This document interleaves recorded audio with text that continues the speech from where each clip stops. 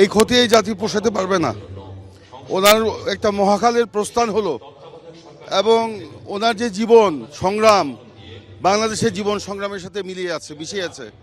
সে ৭১-এর মহান মুক্তিযুদ্ধ থেকে শুরু করে এবং সর্বশেষ ফ্যাসিবাদ বিরোধী আন্দোলন, প্রত্যেকটি সংগ্রামের বাঁকে বাঁকে ওনার অবদান আছে।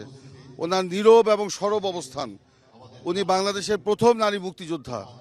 সেদিন জিয়াউর রহমানকে ১৯৭১ সালে যখন তিনি যুদ্ধের ময়দানে গিয়েছিলেন, তখন পাক হানাদার বাহিনীর লোকেরা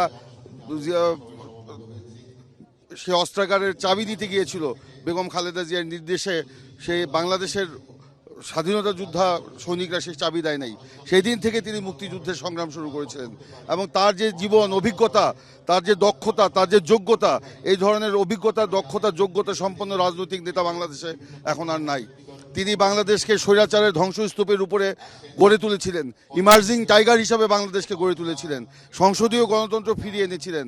এই যে বাক ব্যক্তি সংবাদপত্রের স্বাধীনতা তিনি ফিরিয়ে দিয়েছিলেন, জনগণের অধিকার ফিরিয়ে দিয়েছিলেন। নারী শিক্ষায় তার যে অবদান, সকলের জন্য ডাল ভাত কর্মসূচি, এই যে মৎস্য খামার, এই যে পোলট্রি খামার, এই যে আপনার কি বলে গবাদি পশুর খামার, সব ওনার উদ্যোগে হয়েছে। গাছ লাগানো, এই বাংলাদেশকে তো উনি সাজিয়ে তুলেছিলেন। ওনার মতো অভিজ্ঞতা সম্পন্ন রাজনৈতিক নেতা কিন্তু বাংলাদেশে আর নাই। আজকে ফ্যাসিবাদের পরে যখন আমরা নতুন করে গণতন্ত্রের পথে যাত্রা শুরু করেছি, আমরা যখন নতুন একটা সম্ভাবনার দিকে যে এগিয়ে যাচ্ছি, নতুন রাষ্ট্র কাঠামোয় যখন আমরা প্রবেশ করতে যাচ্ছি, তখন ওনার মতো রাজনৈতিক নেতার অবশ্যই প্রয়োজন ছিল।